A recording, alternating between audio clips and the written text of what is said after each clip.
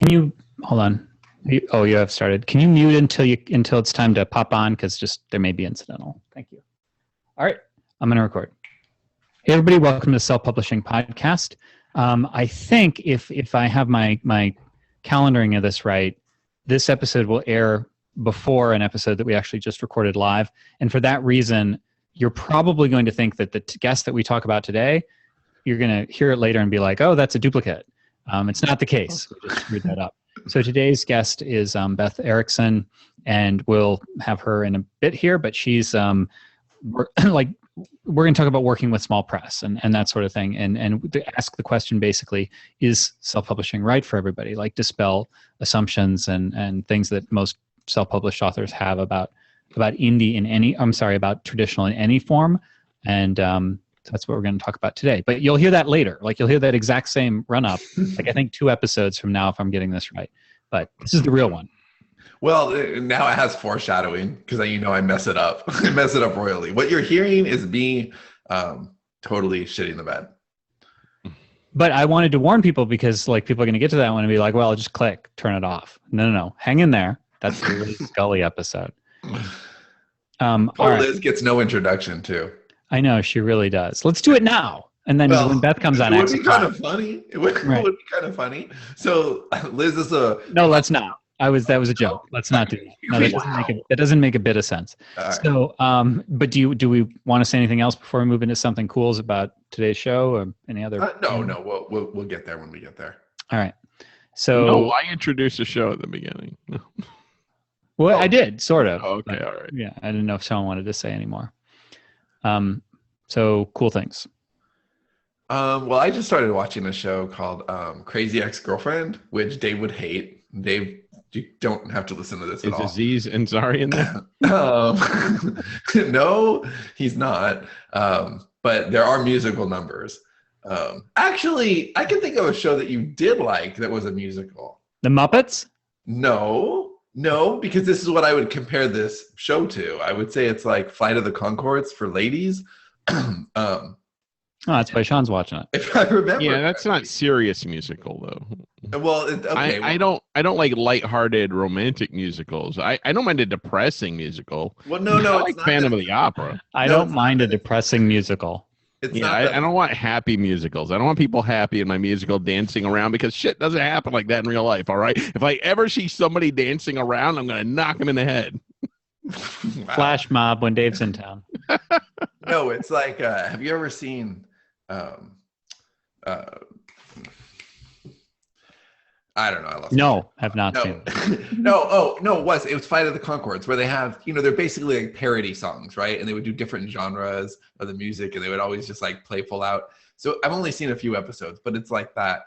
So she's getting ready for a date and she's playing the sexy I'm getting ready song and it's stupid, but it's funny and the characters are funny and anyway, I think that Johnny, you'll like watching it with Robin. I like it. Will Robin like it as much as your last recommendation that we watched together? I didn't recommend Westworld for her. I recommended it for you and said she might. And then you said, well, just hang in there through the pilot. And I said, which of the rape or scalping or just general murderousness was Robin going to dig here? She was like, no, I don't need to watch anymore. I didn't say she would dig it. I said she might be able to. She might be able to tolerate it. No. Yeah, that's not the same thing at all. Yeah. I mean, Cindy liked the premise enough to be okay with it, and like she can't watch Walking Dead, for example. So yeah. But I think that we're 4 episodes in and enjoying it a lot. And I do think that you and Robin would like it. Dave, I don't think that you would. Dave, do you have another something cool or? Yeah, my something cool this time is actually 2 shows that both. Whoa! I would like to say that it's awesome that there's 2 shows here, but we've never done a double episode recording where Dave had something cool for each show. This is fantastic. I almost didn't. I had to think. Basically, 24 is back. And Homeland is back, and they're both kind of the same show, really. And I find it interesting that these shows that have been around for a while now, that should be tired, and you could say some of the past seasons were tiring, but they managed to somehow stay fresh, and they use the same pretty much plot all the time. I mean, you always start off thinking, this person's a bad guy, and then it winds up being somebody else. But somehow the ticking. Those are called beats, dude.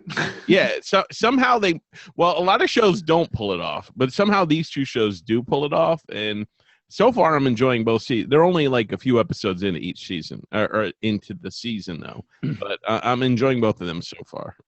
I loved how Homeland kind of reinvented itself a couple seasons ago. I thought, awesome, because they lost me, I think, season 3. And I don't even remember why. The family drama and the daughter running away and crashing the car and all that.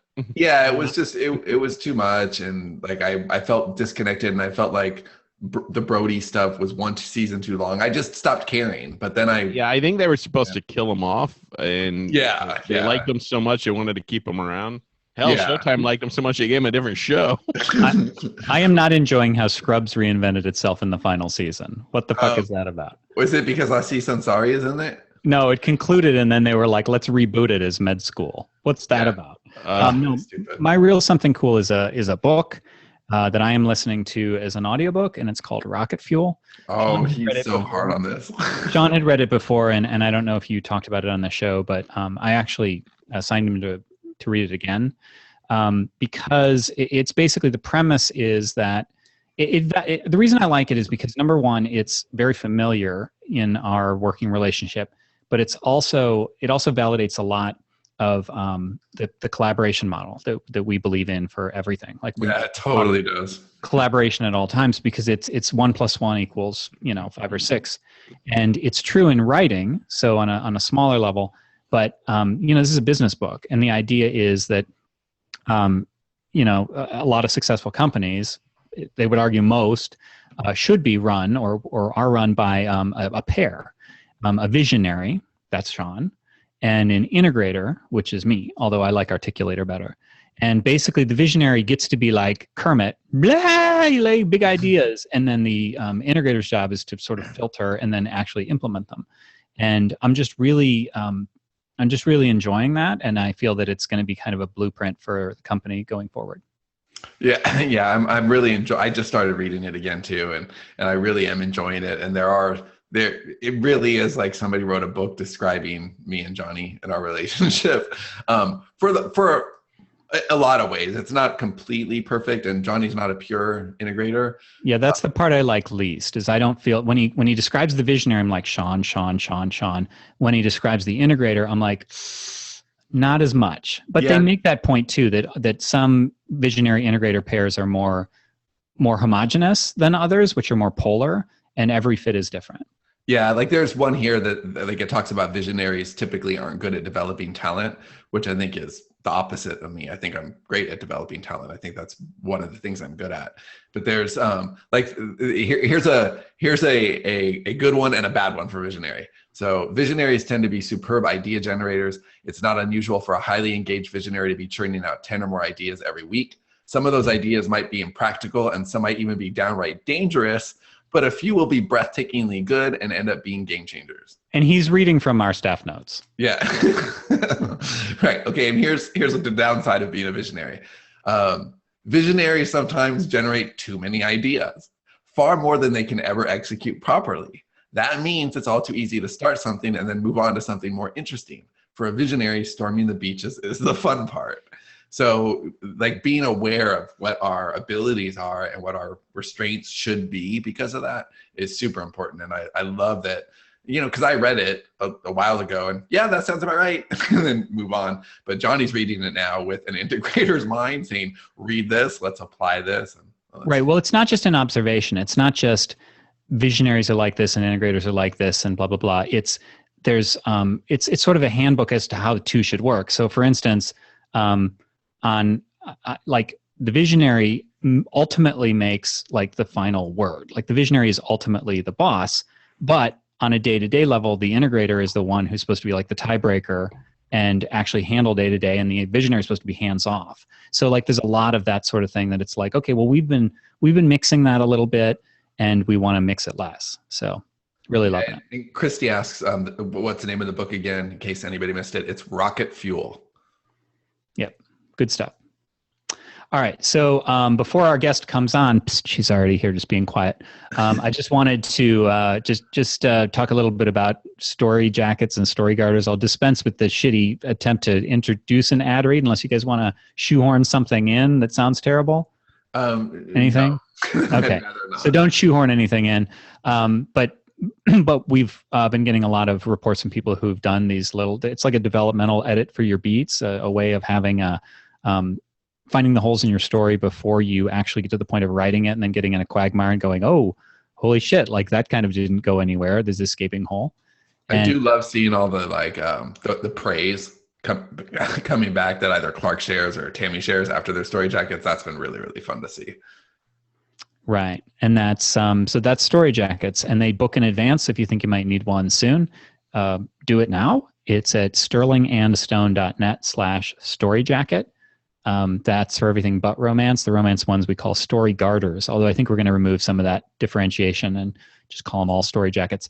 But story garters are currently at sterlingandstone.net/storygarter. So get yours now. And with that said, I will like to introduce our guest, who can unmute herself now, Beth Erickson. So thanks very much for being here, Beth. You're very welcome. Unmute myself. We're not letting my husband hear that phrase. Did you enjoy the behind the scenes? Unmute yourself. Yeah. Huh? Did you enjoy the behind the scenes? You were just kind of like quietly watching that whole time? Oh, yeah. That's kind of what I do. I've discovered I just watch a lot. I guess that's the writer in me. I am not as gregarious as you guys. You may not have noticed that.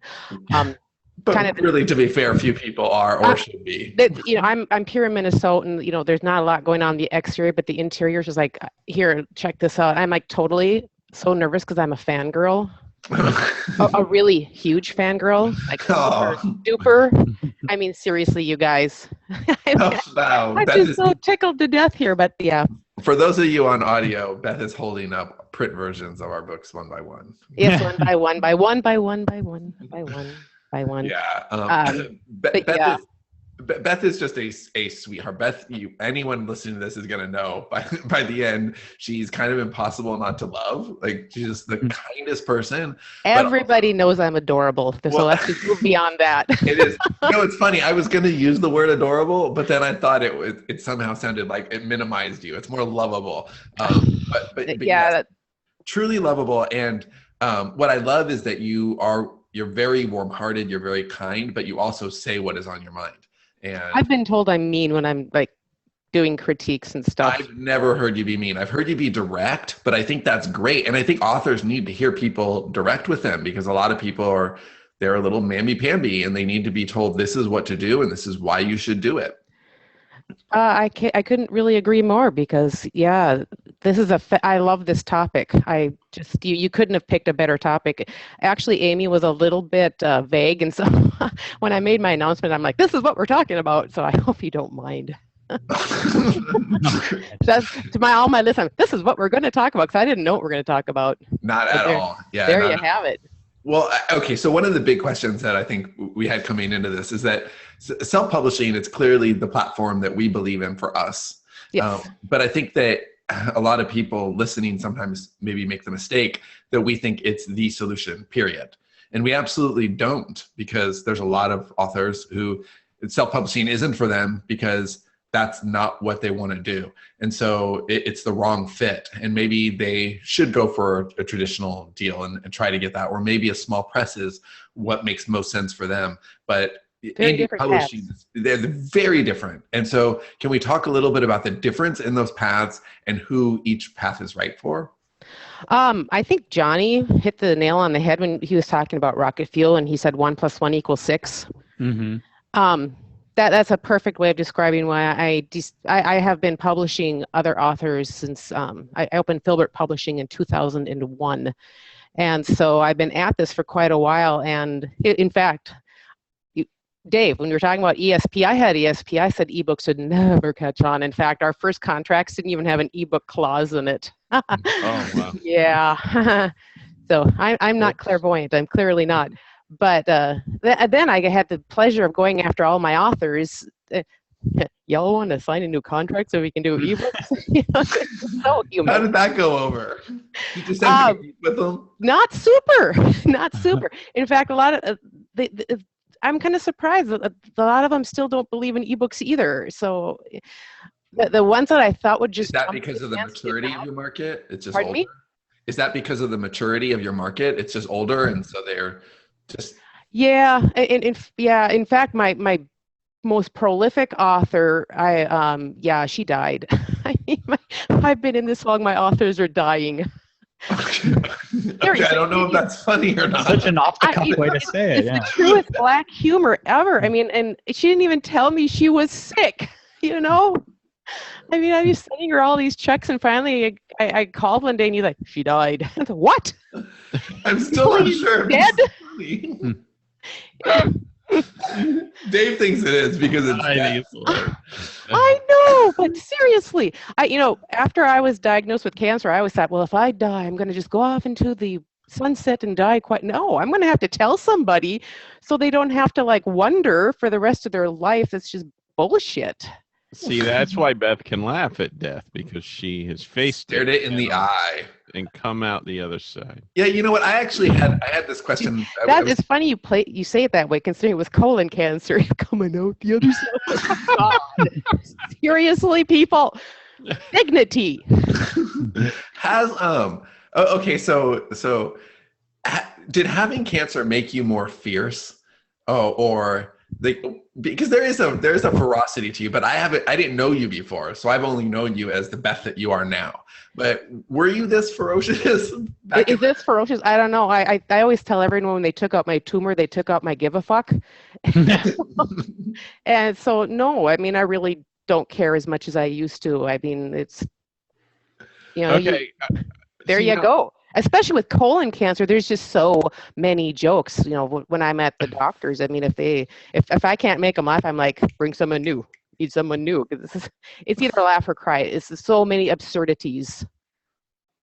Well, would you say before you had cancer, did you consider yourself a positive person? Like, were you optimistic or no? I worked for a metaphysical university for a time as a freelancer, and I'm a little darker now. The teeny weeny bit, this whole, don't get me going on. They had clothing optional meetings. Oh, wow. Just like ours. However, clothing is always mandatory in my world. Just saying. It's like shoes and Dave's. Well, it's one of those things I think about, like, if I, God forbid, ever get diagnosed with cancer and I drink enough Diet Coke, that's probably going to happen. Like, I'm nervous. Like, they say like that your positive attitude helps you overcome it, but I don't have a positive attitude. So I'm going No, dude, just for the record, you're like a horse in the desert. for the 10 years prior to my diagnosis, I was a health food vegan. Wow. Okay. Now I drink Diet Coke because it's like, hey, that horse is out of the barn. Diet Coke is so good. Makes me feel happy. You're preaching to the choir. I mean, not me, Dave, with drinking out of his little jug or whatever. Preaching to the choir.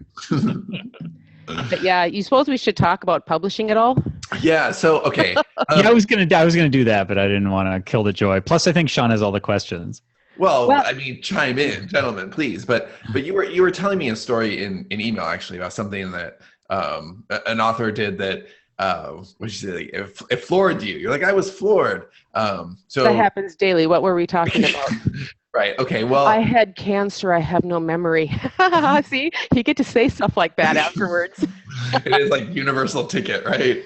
Yeah, it's my get out of jail free card, even if I just honestly don't know. Okay, so what are well, let's talk about the path then. Originally, like what are the different paths that people can take, and which authors should take those various paths? Of course, you guys do self-publishing. I mean, you guys have a built-in tribe. You know what you're doing. You're adventurous. But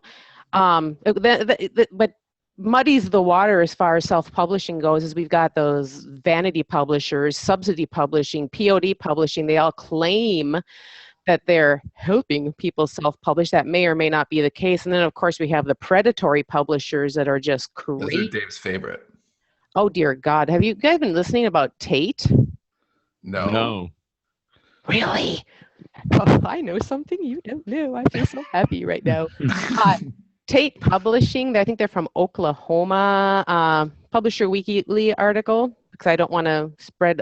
They've been in business 17 years. They were family owned. They were Christian. They paid, and I say they're Christian because they proclaimed it and they had Bible verses all over their site. So people are like, yay, they're going to be honest. Of course. Not so much. They would charge their authors between $2,000, $5,000, sometimes more.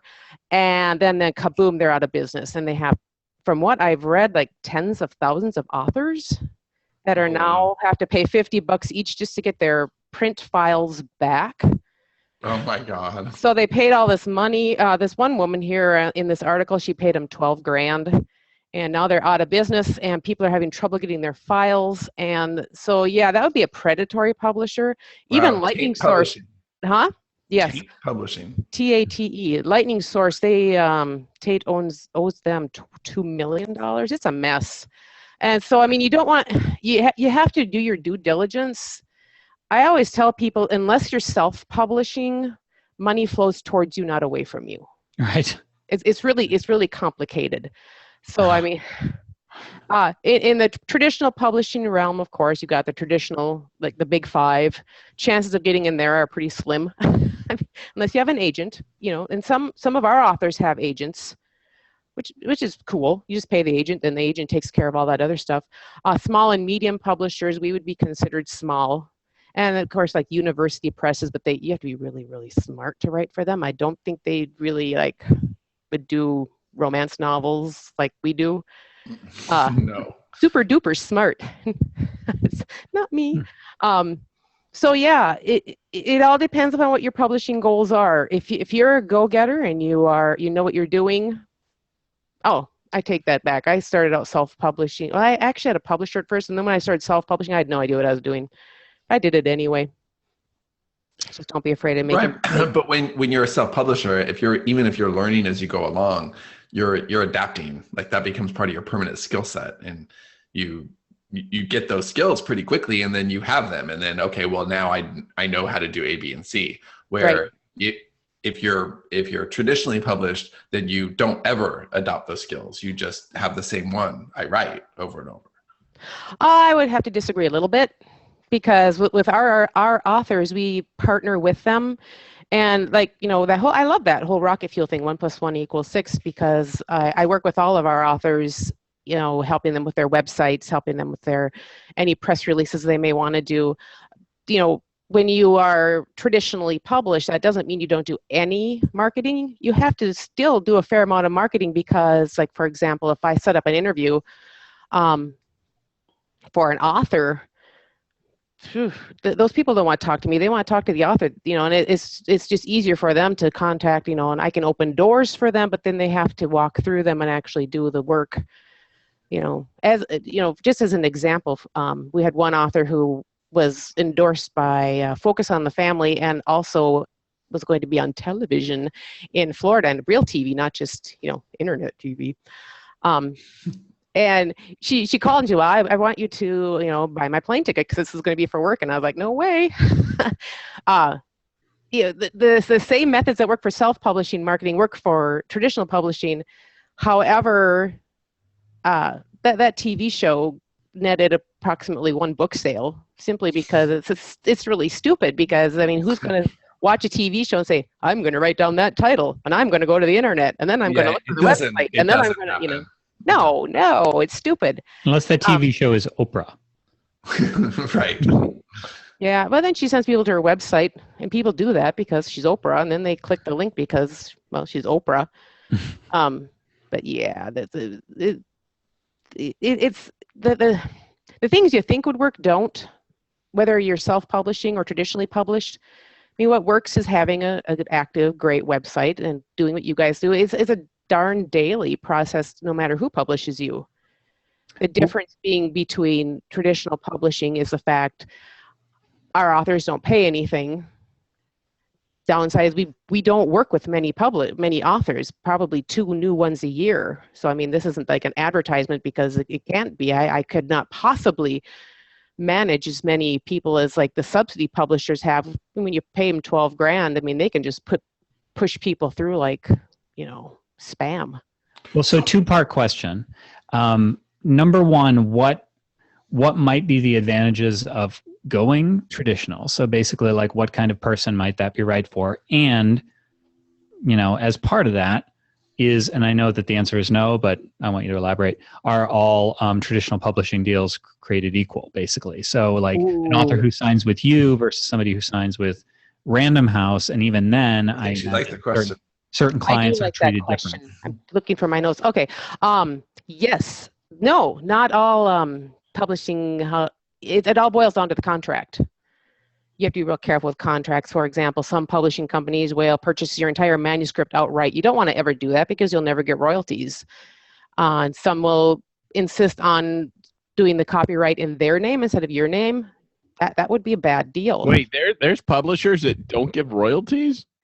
If they purchase the manuscript outright, you bet. It's like Oh work my for hire. God. If you, a lot of That ghostwriters exists. work that way. Yeah. Another one is like I mentioned, whether Wait, or you not. just surprised me. Like I always assume the worst of everything, and I never even imagined that.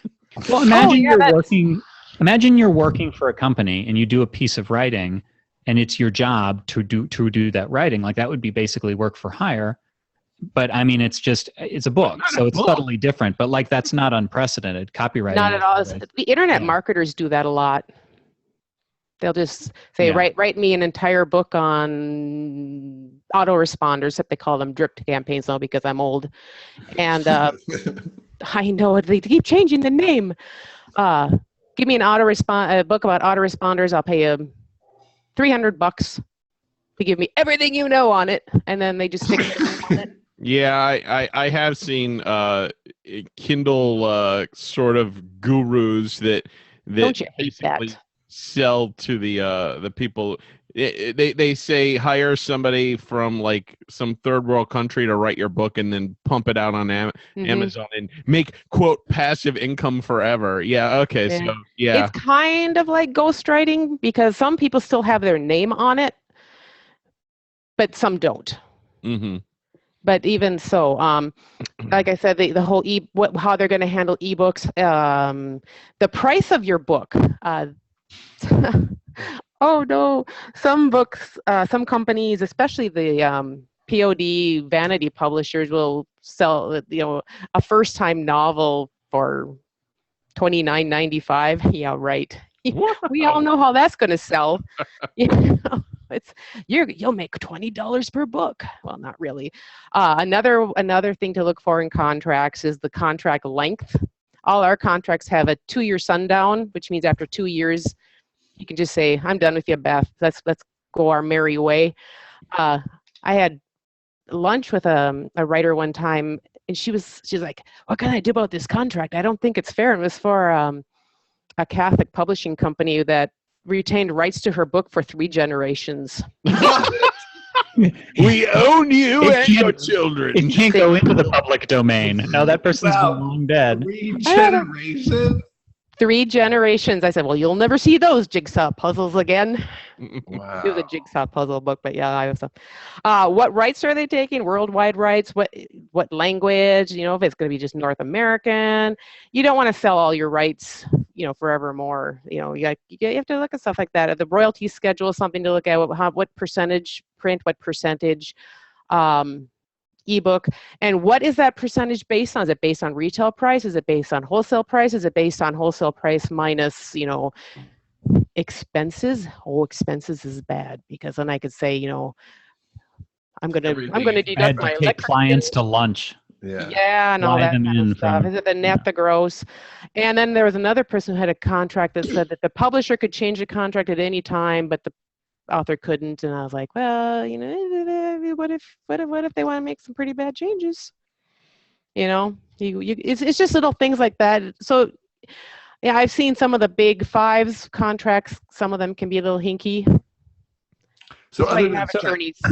other than signing bad contracts, what are mistakes that you see? I mean, over your time working with a lot of different authors, what are mistakes that authors make over and over? They don't read the guidelines. Just read the guidelines. If you're going to submit something to somebody, just read the guidelines. We don't you wouldn't believe. We're very clear. We're in writer's market, and we get quite a few queries. You name it. We're very clear. I do romance novels is in the fiction line, and then we do books for that creative entrepreneurs would find helpful. And so then I get books on dog training. Seriously. Right. They're wasting not only your time, but they're wasting their time and their energy sending that out because it has no hope of getting a response. And if you're going to send them by mail, a self-addressed stamped envelope is always handy.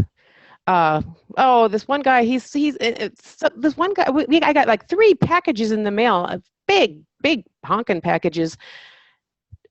I walked to the post office, so I walked down there and I had to carry these big packages back, 3 packages from the same guy with the same book inside them, no self-addressed stamped envelope, but then he had included like 3 money orders. I was like, yeah, no. I just sent him, his rejection slip, and I put the money orders back in, and I was like, no, you're not getting your manuscript back. Sorry, because I don't have time for that. All right. So what is something that you think that traditional publishers are still getting right? What's something that they're still doing well? They're still, for the right authors, they're still getting that thing done well. They have built-in marketing channels to the books, to physical bookstores.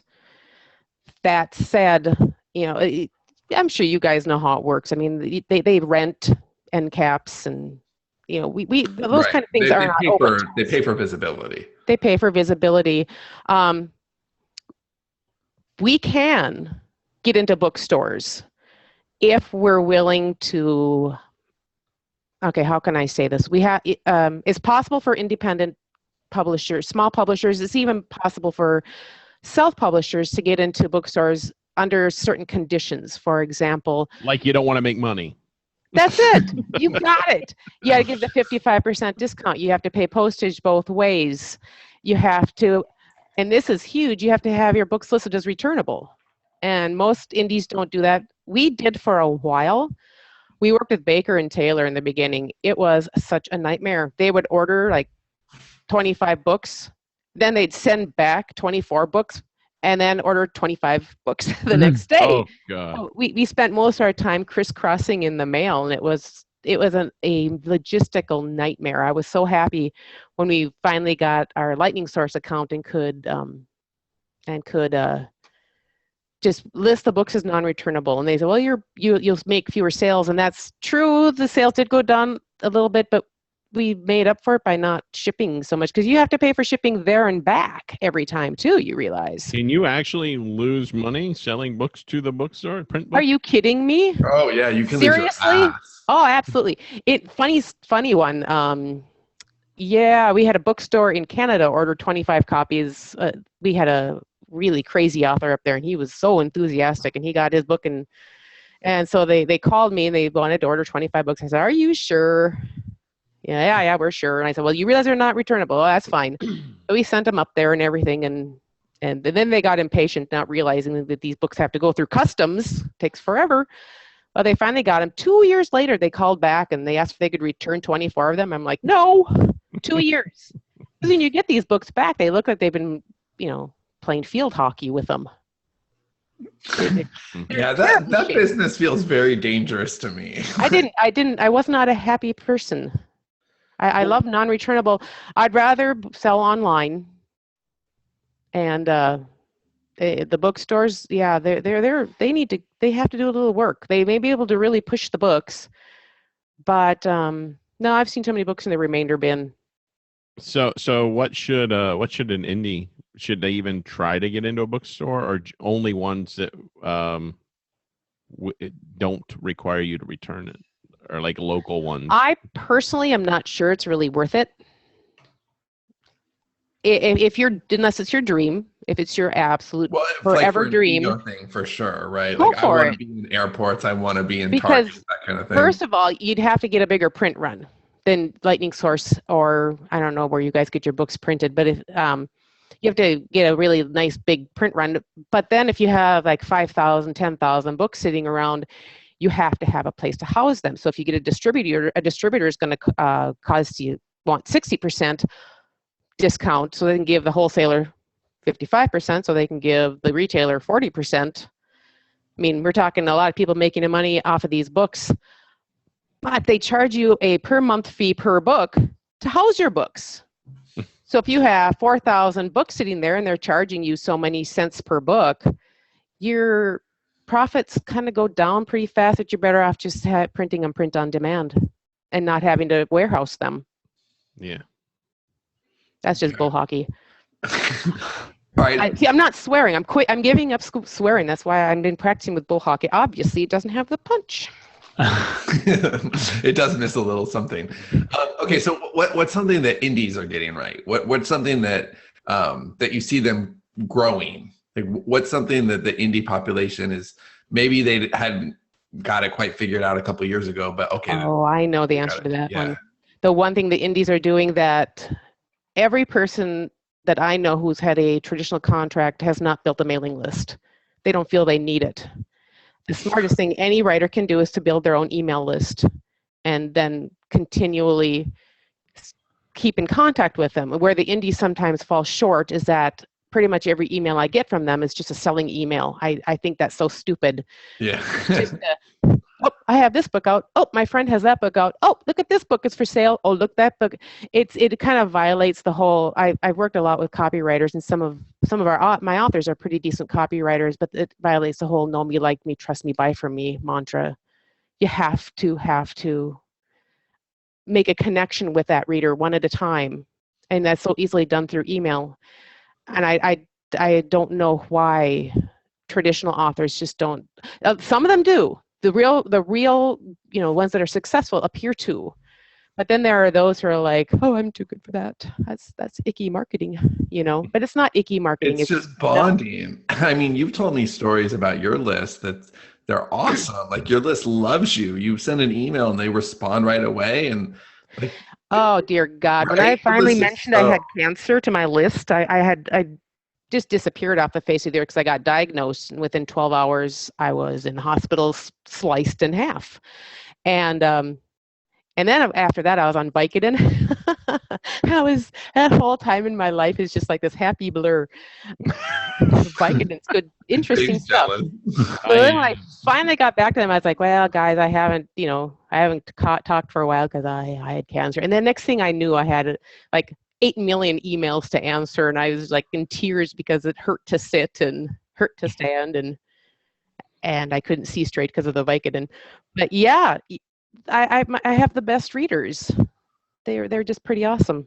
But Dave would have started those emails with, "You're making it worse. Thanks."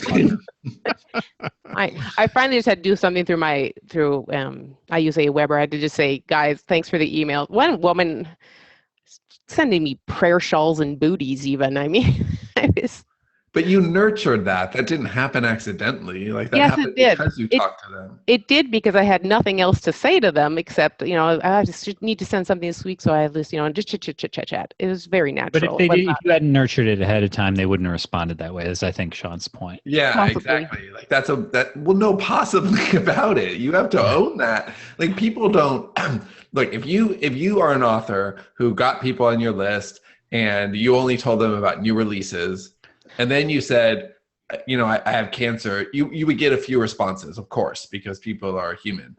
But you, Beth, have personality and soul, and you're talking to your readers, and you don't just email them.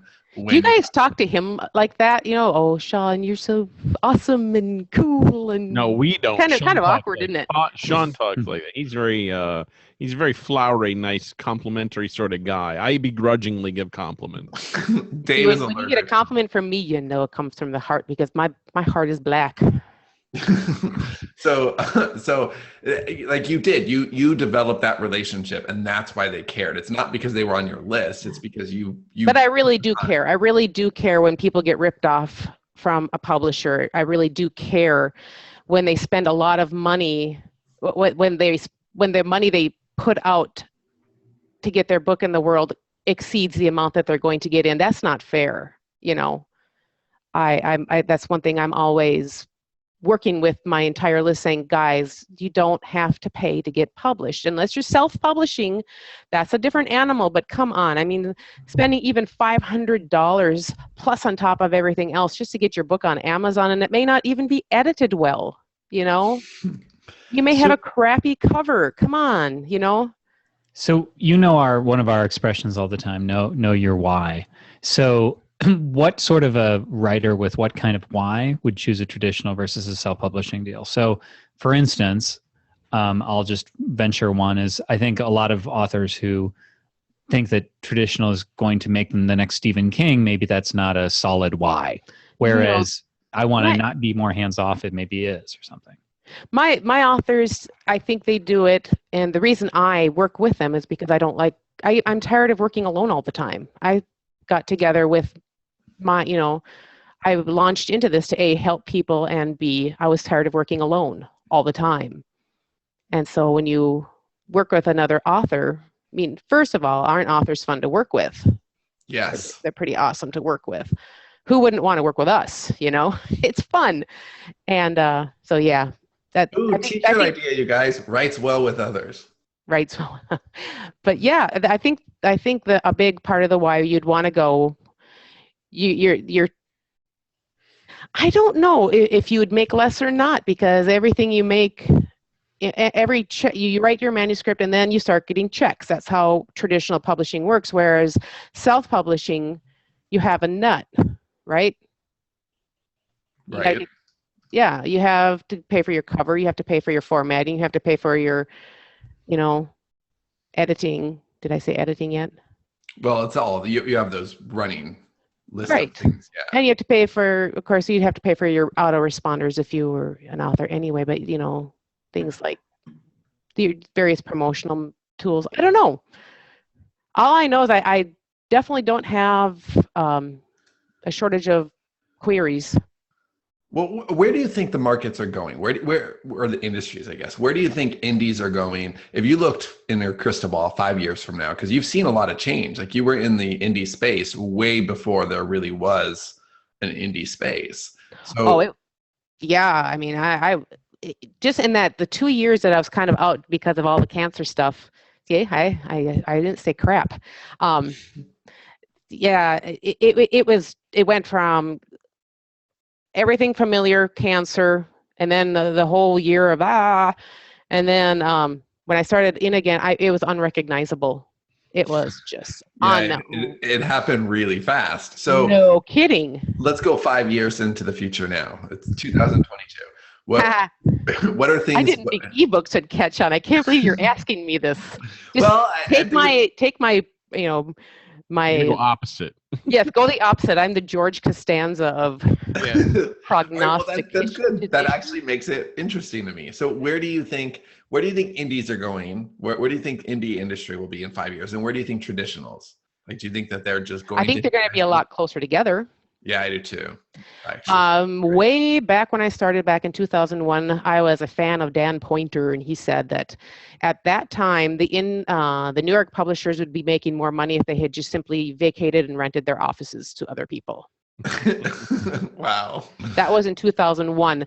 I think that in 5 years, I think that Amazon is already, I've heard tell that they're getting some quality control things going as far as typos and manuscripts and stuff.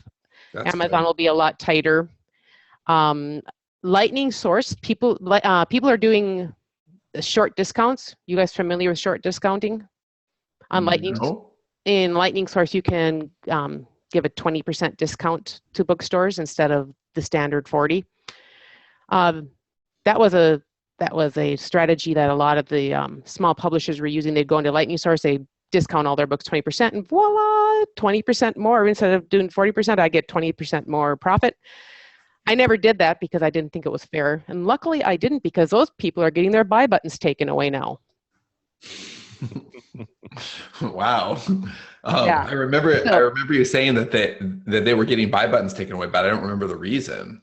No, it's happening again now. It was kind of rumbling, but now there's a number of indies that are now the small publishers, they've lost all their buy buttons, and they're going into Lightning Source and raising their discount up to 40%, and the buy buttons aren't coming back.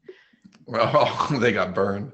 There was this a few years ago. This happened once before, and BookLocker sued Amazon and won. But BookLocker has not lost their buy buttons. So I don't know. But yeah, I can see where Amazon. I see them getting closer because some of the tricks the indies were doing are getting caught. Some of the sloppiness is getting cleaned up. And I see the big five. See, it was the big seven when I started. Now it's five. I see them kind of, they're going to have to evolve or perish.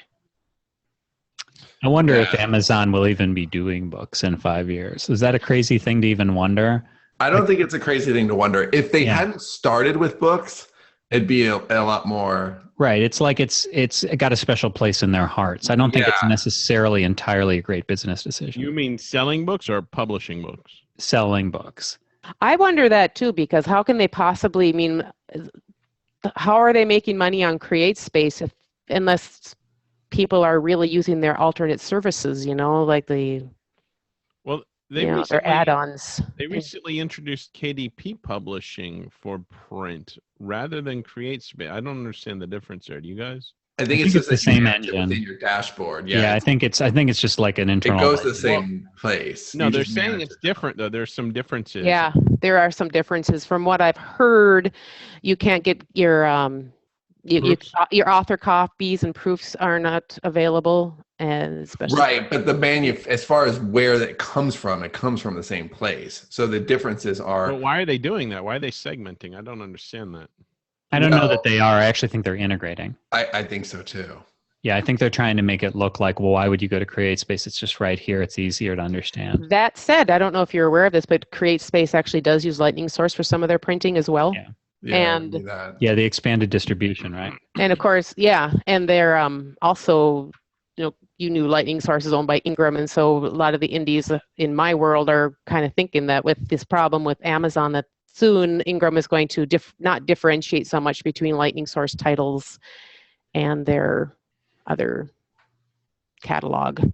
So that's another change that could be coming up if it becomes indistinguishable in the Ingram catalog that we are LSI. What's the one thing printers. that you wish every author knew? Well, actually, what's the one thing you wish every author knew? Two questions. The first one is what's something that you wish every author knew about print? I'm not sure I understand the question. Just print? What indies are missing, or authors in general are missing about print, what they're not quite getting that they would get better if they knew. See, there is another one I had. So frustrating. Print is a different animal. It's like a totally different animal from ebook. And I ordered a book from someone who should have known better, but I'm not naming names, but I'll name names if you email me afterwards.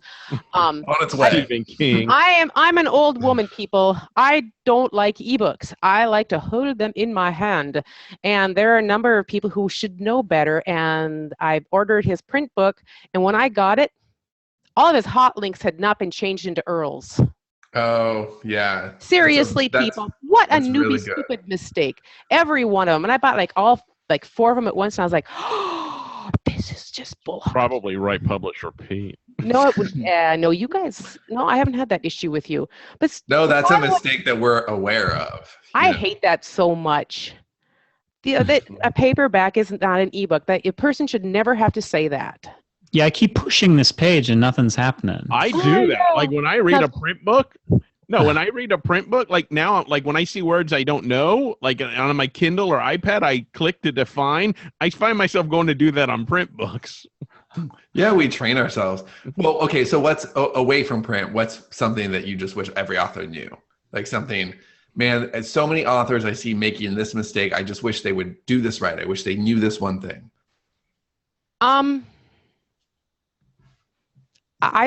You put me on the spot. I would have to say that the one thing that surprises most people about my job is the fact that competition is not an issue.